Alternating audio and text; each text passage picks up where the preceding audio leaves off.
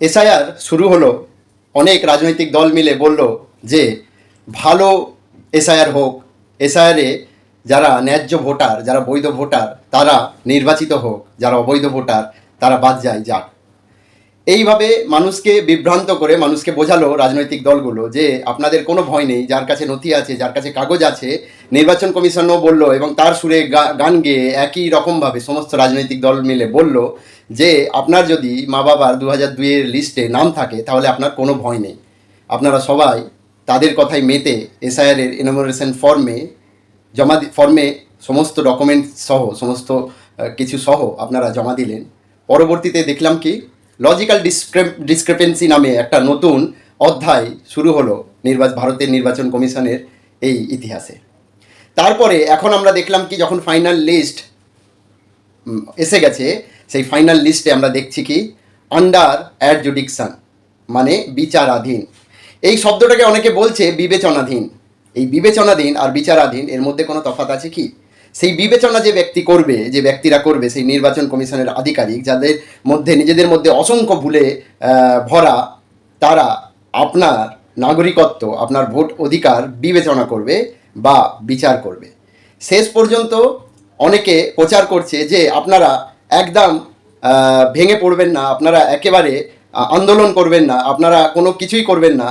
এটা প্রসেসগতভাবে চলছে, আপনাদের কাগজ এখনও অবধি যাচাই করা হয়নি। সেই কাগজগুলো যাচাই হলে অটোমেটিক্যালি নাকি এই আন্ডার জুডিকশন মানে বিচারাধীন যারা আছে তাদের নাম উঠে যাবে। এই মিথ্যা প্রচার করছে রাজনৈতিক দলগুলো। এই রাজনৈতিক দলগুলো হতে সাবধান হন। আর হ্যাঁ, যারা বলছে আপনারা আন্দোলন করবেন না তাদেরকে বলে দিন, তাদের থেকে জেনে নিন যে আন্দোলন করা কি অপরাধ? আন্দোলন করা আমার ভারতের সাংবিধানিক অধিকার। পিসফুল প্রোটেস্ট, মহাত্মা গান্ধী যে পিসফুল প্রোটেস্টের রাস্তা দেখিয়েছে, গোটা বিশ্ব আজ সেই রাস্তায় চলে, গোটা বিশ্ব সেই আদর্শকে আপন করে নিচ্ছে। আর আমরা সেই পিসফুল প্রোটেস্ট থেকে বিরত থেকে আমরা এই শয়তানির দাসত্ব করব, এই রাজনৈতিক দলগুলো আমাদের এটা শেখাবে। এসআইআরে যে শয়তানি হয়েছে, যেভাবে ধাঁধলি হয়েছে সেটা আপনার থেকে অবগত নেই। আপনি জানেন এটা সম্পূর্ণ রকমের একটা শয়তানি, একটা বেইমানি, একটা জোচ্চুরি চলছে।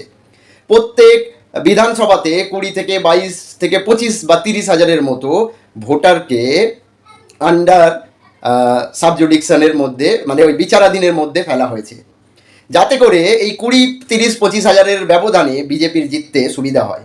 পুরো ব্যবস্থাটাই করা হয়েছে বিজেপিকে জেতানোর জন্য। যারা বলছে যে তাদের কোনো ভয় নেই, তাদের কাছে প্রশ্ন করুন যে এই বিচারাধীন কেন? যারা ডিলিটেড মানে তারা ভোটার হওয়ার যোগ্যই নয়। যারা ডিলিটেড তাদের কাছে, তাদের জন্য এরকম মানে আইনত যেটা প্রমাণ হয় যে তাদের কাছে এমন কোনো নথি নেই যে তারা এই ভোটার লিস্টে থাকার অধিকার রাখে, তাই তাদের ডিলিট করেছে। যদিও তাদের কাছে সমস্ত বৈধ ডকুমেন্টস আছে। ভারতের কোনো নাগরিকের কাছে এরকমটা নেই যে তারা অবৈধ নাগরিক বা তাদের কাছে ডকুমেন্টস নেই। তার সত্ত্বেও তাদের ডিলিট করা হয়েছে। কিন্তু আইনত ডিলিটেডের অর্থ হচ্ছে তার কাছে এমন একটাও কোনো নথি এই নির্বাচন কমিশনের আধিকারিকরা পায়নি যার মধ্যে প্রমাণ হবে যে সে এই ভোট প্রক্রিয়ার মধ্যে অংশগ্রহণ করার যোগ্য। আর যারা আন্ডার সাবজুডিকশন মানে বিচারাধীন, তাদের কাছে ডকুমেন্টস আছে কিন্তু সেই ডকুমেন্টসগুলো স্যাটিসফাইং নয়। সেই ডকুমেন্টসগুলো নির্বাচন কমিশনের ওই আধিকারিকদের স্যাটিসফাই করতে পারেনি যে তারা এক কথাতেই অ্যাপ্রুভড ভোটার হয়ে যাবে। এটা পরিষ্কারভাবে এনআরসি চলছে, পরিষ্কারভাবে এই মানে ডিলিটেড যে সে তো ভোট অধিকার খোয়ালো, কিন্তু এই বিচারাধীন যারা তারা প্রকৃত ডি ভোটার হয়েছে। এই ডি ভোটারকে এরা চালাচ্ছে যে আপনার প্রসেস আন্ডার প্রসেস আছে, ফাইনাল লিস্ট আরও আসবে, সেই লিস্টে আপনার নাম আসবে। প্রত্যেকটা রাজনৈতিক দল, এখানে সিপিএম, কংগ্রেস, তৃণমূল, সমস্ত রাজনৈতিক দল মিলে এই ভাঁওতা, এই ফাঁদ আবার পাচ্ছে। আপনাকে বাঁচার যদি কোনো রাস্তা খুঁজতে হয়, যদি কোনো রাস্তা পেতে হয়, আপনি তো ভেবেছিলেন এদের কথা ভেবে, যে এদের কথা শুনে যে সত্যি সত্যি হয়তো আমার কাগজ আছে, আমি কাগজগুলো দেখালে আমার মা বাবার 2002-এর ভোটার লিস্টে নাম আছে, সেটা দেখালেই আমি পার পেয়ে যাব, আমি অ্যাপ্রুভড ভোটার হয়ে যাব। কিন্তু হয়েছেন কি? আপনাকে ডাকা হয়েছে লজিক্যাল ডিসক্রিপেন্সিতে, আপনাকে তারপরেও আপনাকে বিচারাধীন ভোটার করে দেওয়া হয়েছে, মানে ডি ভোটার করে দেওয়া হয়েছে। ডাউটফুল ভোটার, ডি ভোটার মানে ডাউটফুল ভোটার। যারা ডিলিটেড ভোটার তারা ডাউটফুল নয়, তারা এই নির্বাচন কমিশনের কাছে ভোট অধিকার রাখার যোগ্যতাই রাখে না, তাই তাদের ডিলিট করেছে। আর যারা বিচারাধীন মানে তারা ডাউটফুল ভোটার, এই ডাউটফুল ভোটারে পরিণত হয়েছে আজ কয়েক লক্ষ, 60 লক্ষেরও বেশি মানুষ। এই 60 লক্ষেরও বেশি মানুষের একজনও বাংলাদেশি বা রোহিঙ্গা নেই। বরং নির্বাচন কমিশনের যে কীর্তি দেখুন, এই যে বিউটি মণ্ডল বাংলাদেশের একজন স্কুল শিক্ষিকা, সে বাংলাদেশের ভোটার, তারপরেও তার ভোট এখানে অ্যাপ্রুভড হয়ে যায়, কারণ সে বিজেপির একজন সক্রিয় কর্মী। তাই সে দুটো দেশের ভোটার।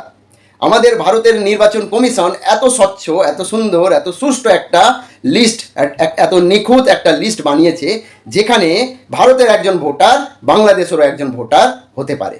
বাংলাদেশ থেকে আসা বিজেপির নেতা নেত্রীরা আজকে কেন্দ্রীয় মন্ত্রী হতে পারে, কিন্তু এই দেশের গরিব খেটে খাওয়া মানুষ, মতুয়া, রাজবংশী, তপশিলি জাতি, উপতপশিলি জাতি, দলিত, আদিবাসী, মুসলমান, এদের অধিকার নেই এই দেশে ভোট দেওয়ার। যদিও এরা এই দেশের মূল নিবাসী, এই মূল নিবাসীদের ভোটাধিকার কেড়ে নেওয়ার যে ষড়যন্ত্র করছে, তার বিরুদ্ধে বাঁচার একটাই রাস্তা, এই রাজনৈতিক দলগুলোর মগজ থেকে ধোলাই করুন, মগজ থেকে ফেলে দিন, দিয়ে গান্ধীজির শেখানো পথে শান্তিপূর্ণ প্রোটেস্ট করুন, রাস্তায় বসে যান, দেখুন কত গুলি চালাতে পারে, কত কি করতে পারে, আন্দোলন করুন। আন্দোলন ছাড়া আপনার আমার বাঁচার কোনো পথ নেই।